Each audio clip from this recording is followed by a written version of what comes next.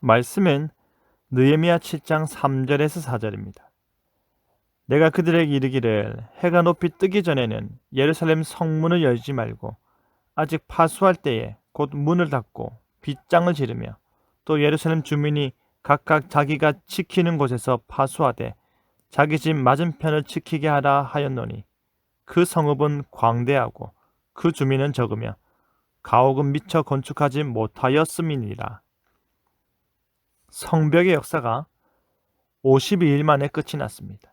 성벽이 재건되는 시기는 건기로서 덥기는 하지만 비가 오지 않아서 성벽 공사를 순조롭게 진행할 수 있었을 것입니다. 느헤미야는 외부의 침략에 따른 예루살렘 거주민들의 고통을 최소화하기 위해 최대한 공사를 서둘렀던 것으로 보입니다. 이제 느헤미야는 재건된 성벽을 지키기 시작하는데요. 함께 지켜나가자라는 제목으로 말씀이 주는 교훈을 함께 나누겠습니다. 느헤미야는 예루살렘을 어떻게 경비해야 할 것인가를 가르치고 있습니다. 그는 성벽이 건축되었을 때에 문짝을 달고 문지기와 노래하는 자들과 레위 사람들을 세웠습니다. 그리고 나서 하나니와 하나냐로 함께 예루살렘을 다스리게 하였는데, 하나냐는 충성스러운 사람이요 하나님을 경외함이 무리 중에서 뛰어난 자였습니다. 이 두 사람을 중심으로 예루살렘은 보호를 받은 것입니다. 그런데 느헤미야의 조언은 일반적인 경비 원칙과는 조금 달랐습니다. 그것은 바로 해가 높이 뜨기 전에는 성문을 열지 말라는 것입니다.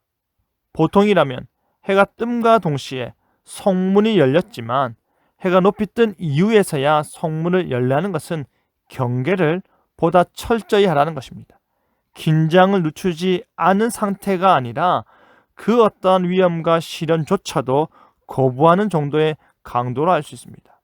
왜냐하면 해는 떠도 백성들이 여전히 활동하기 전에 적군들의 침입을 통해 큰 피해를 볼 수 있는 모든 상황을 통제하는 것입니다. 다시 말해 해가 중천에 뜬 이후에야 성문을 열게 하여 최대한의 안전을 추구하며 경비 태세를 늦추지 않았던 것입니다. 그뿐 아니라 예루살렘 주민들로 하여금 각각 자신들이 지키는 곳을 파수하게 하였습니다. 자기 집 맞은편을 지키게 하는 것입니다. 이 말은 예루살렘 성벽의 특정 장소를 순차적으로 돌아가며 파수꾼의 역할을 감당한 것으로 보이는데요. 그 분담을 자기 집 앞으로 정한 것입니다. 성벽을 건축할 때도 자기 집 앞부분은 각각의 거처 사람들이 담당하였던과 동일하게 자신이 재건한 부분을 자신이 지켜내는 것입니다. 하지만 실제 그 일을 분담해야 할 주민들은 극히 적었기 때문에 그들은 심지어 자신들의 가옥조차도 제대로 건축하지 못한 상태였습니다.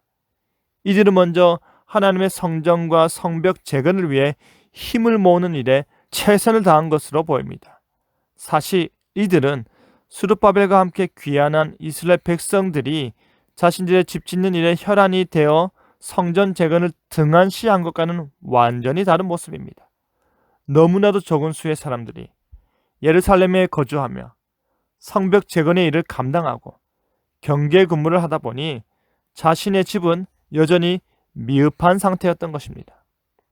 사랑하는 성도 여러분, 느헤미야는 성벽 재건이라는 커다란 숙제를 완수하였습니다. 하지만 성벽은 재건되었지만 그 성벽을 허물었던 적들은 여전히 저 바깥에 존재하고 있기에 그 성벽 지키는 일을 철저히 행하였습니다. 각자가 자신의 거처 앞 성벽 재건을 감당하였던 것처럼 각자가 자신의 거처 앞 성벽 파수 역시도 감당하였습니다. 자신이 지은 부분은 자신이 지켜내겠다는 것입니다. 그것이 함께 성벽 재건한 자들에게 전한 느헤미야의 명령이었습니다. 그들은 철저히 그 성벽을 지켰고 그 문도 최대한의 안전을 유지하며 개방하였습니다. 교회는 함께 지어져 가는 것입니다. 교회는 함께 세우고 함께 지켜나가는 것입니다.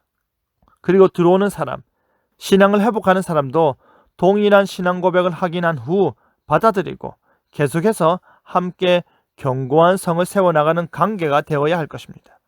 어렵게 세워진 교회가 쉽사리 무너지는 일이 없도록 함께 힘을 모아 파수하고 지켜나갈 때 하나님께서 새롭게 하시는 은혜를 베푸실 것을 기대하는 저와 여러분 되기를 간절히 바랍니다. 아멘.